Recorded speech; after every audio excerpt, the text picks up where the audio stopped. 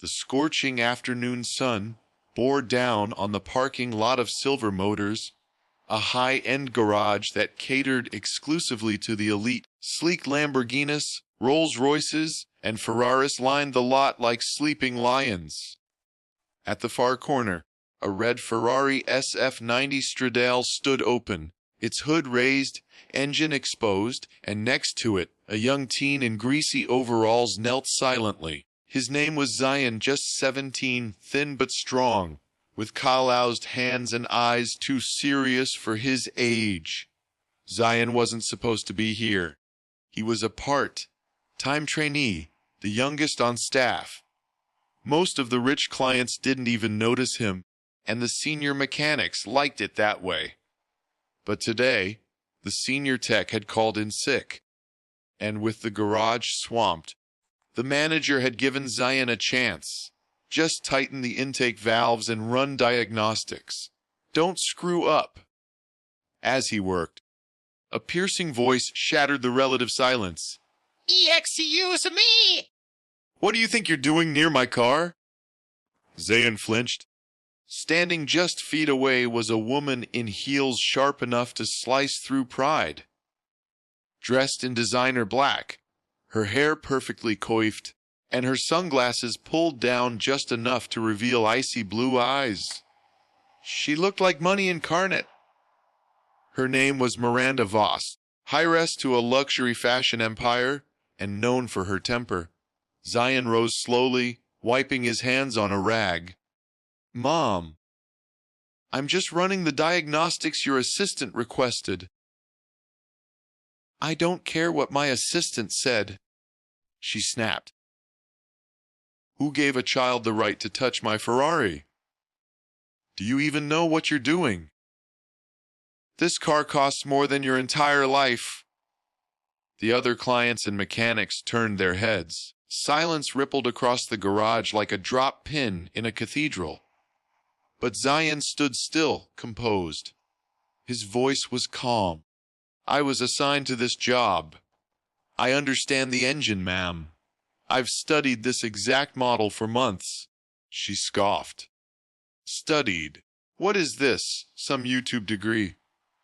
Listen, little boy, if you so much as scratch the paint, I'll have your entire family scrubbing floors.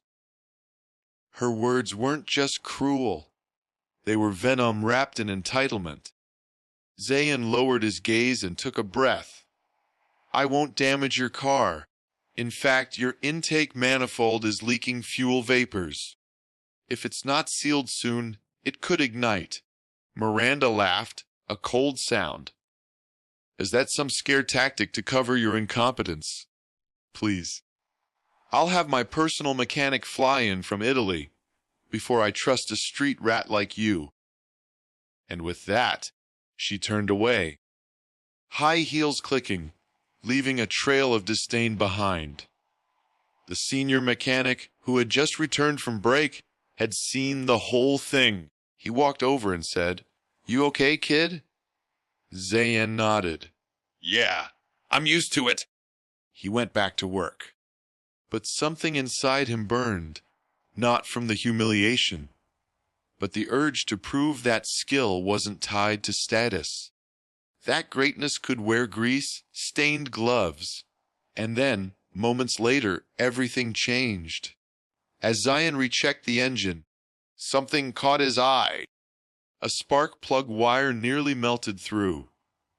Miranda hadn't been exaggerating about the car's cost, but she had no idea how close she was to losing it, and possibly more. A few more runs of the engine, and it could have triggered a small fire. Without hesitation, Zion moved into action. His hands, practiced and swift, replaced the wire, sealed the vapor leak with a temporary patch, and initiated a diagnostic run on the ECU. The computer beeped, error cleared. The engine purred like a beast tamed. Just then, the manager arrived, accompanied by another client. Zion, what's the issue with the Ferrari? Zion stepped back, wiping his forehead.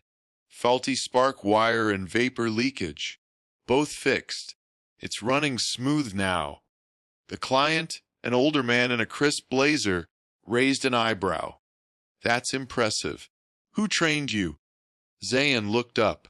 Mostly myself. I read manuals, watched engine teardown videos, and practiced on scrap parts after school. The man smiled slightly intrigued. Then came the storm. Miranda stormed back, phone in hand.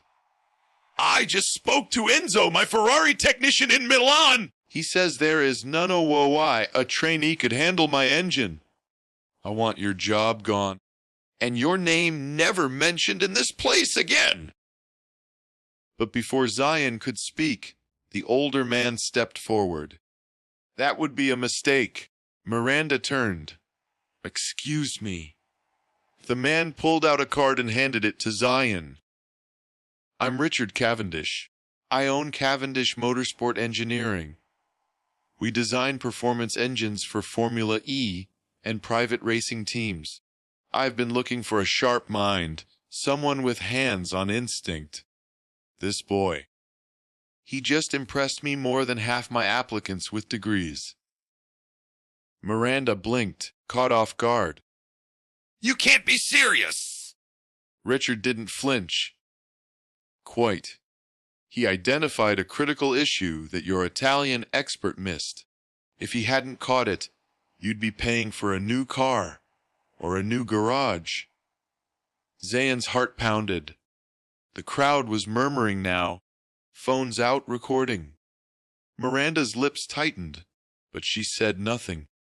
She turned on her heel, climbed into the Ferrari, and drove off, fast.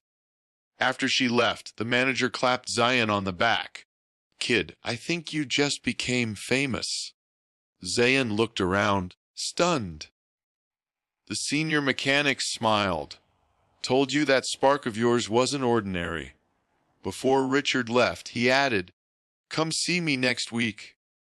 Full scholarship to our apprenticeship program and a paid internship. We need talent like yours? Zayn nodded, speechless. As the sun dipped behind the horizon, the once overlooked teen stood taller than ever. He hadn't just fixed a car. He'd fixed the perception that ability came with age or wealth. And in that moment, the world began to take notice. Narrator outro for viewers. Sometimes the loudest in the room know the least, and the quiet ones, they're busy mastering their craft. If this story inspired you, don't forget to hit that subscribe button, and share with someone who needs to believe in themselves again. Because talent can come from anywhere, even a teen mechanic in overalls.